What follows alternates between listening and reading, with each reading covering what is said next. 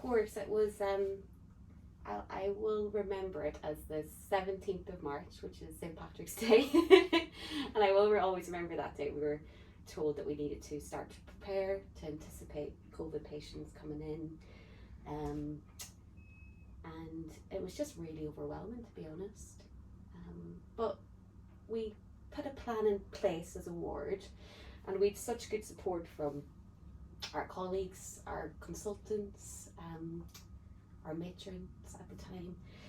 And yeah, it was really overwhelming, but each day we had a plan. Each day we had a setup that we met with the consultants and what our plan for that day would be.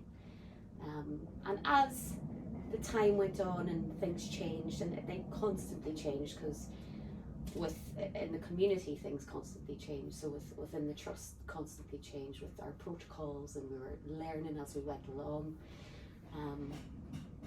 But overwhelming is certainly a word, but actually looking back and reflecting on it, there's a lot of pride with that now, and how the ward handled it, how all of our colleagues handled it. Yeah. Both wards, Tilgate Ward and Tilgate Annex, had the cold and the hot side of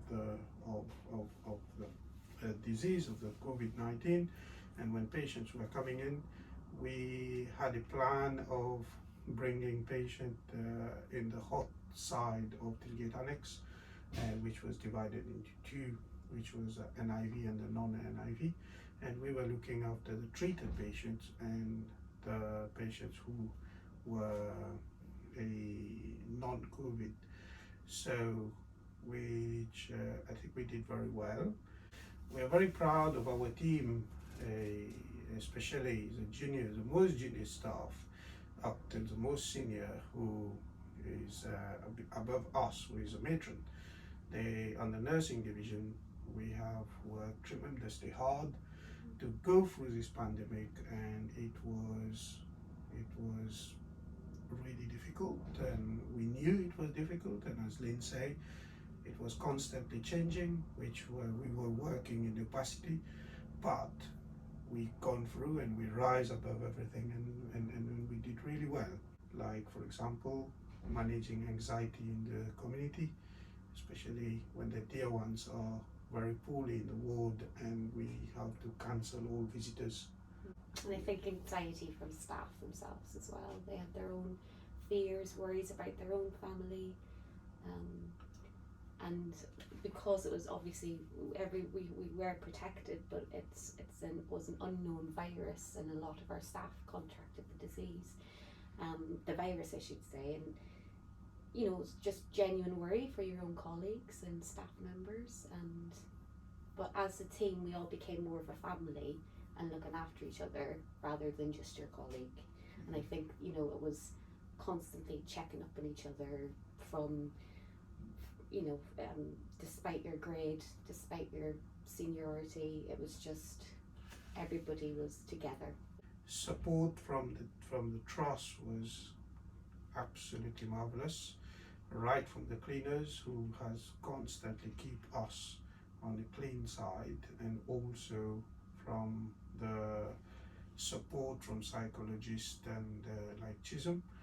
I think for the staff as well, Tammy, who came on board as from outside the trust as a psychologist, really helped the staff do like one-to-one sessions on the ward, and staff were just given time to go off the ward on their shift, so they didn't have to come in on a day off or anything, just to sit down and talk about how, as I keep using that word, overwhelming it was.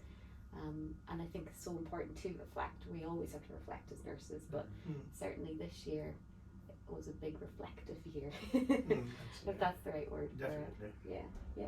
I think instead of acting in a medical nursing instant reaction, everybody reacted in a humanistic nature, if that makes sense, and our duty of care became so frontline for everything, and everybody was, honestly, I cannot say, everybody was just amazing.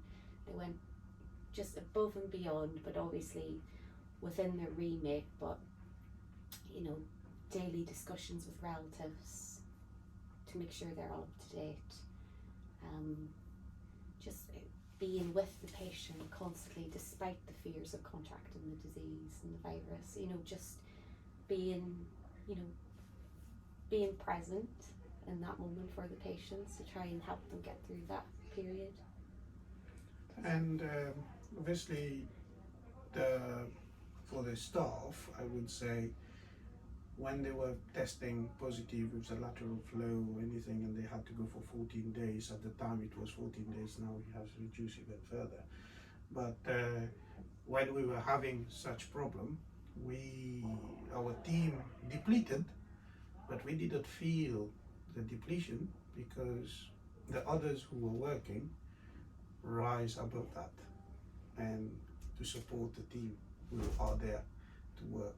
Yougal, when we were so, as he says, when our staff had sickness or self-isolating because maybe their relative had sickness, it was just such a scary time for them.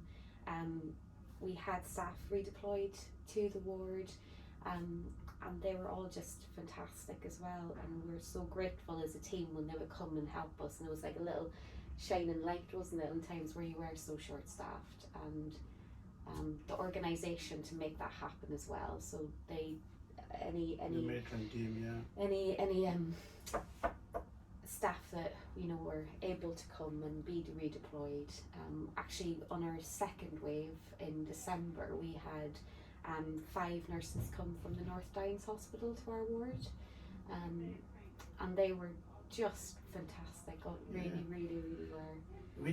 They come in, get a handover where you want us to be, and get on with it, with delivering care to the patient. Though basic, but the basic care, that's what we needed at the time, because we were dealing with more complex, like dealing with IVs and things, but they were dealing with the basic care, which the patients really like. We didn't only become a family for our team or our colleague, we also, I have seen example of nurses become family to the patient who are dying. Because at the time, people were dying without their own and the loved one, and we were the one who were holding their hands. Yeah.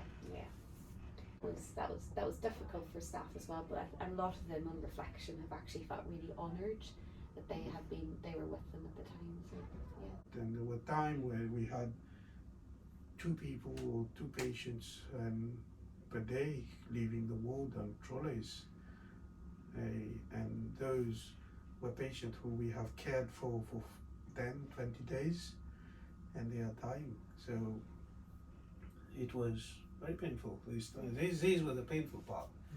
Some of them were leaving and we were clapping, and they were going, and we got quite a lot of people who send their love and commendations to us in letters and gifts.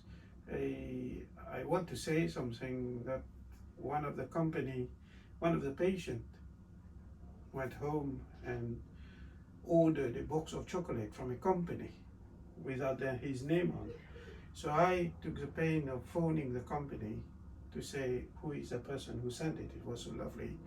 So we want to contact, and if the patient doesn't want to be, can you contact and say that so the company send us another box of chocolate.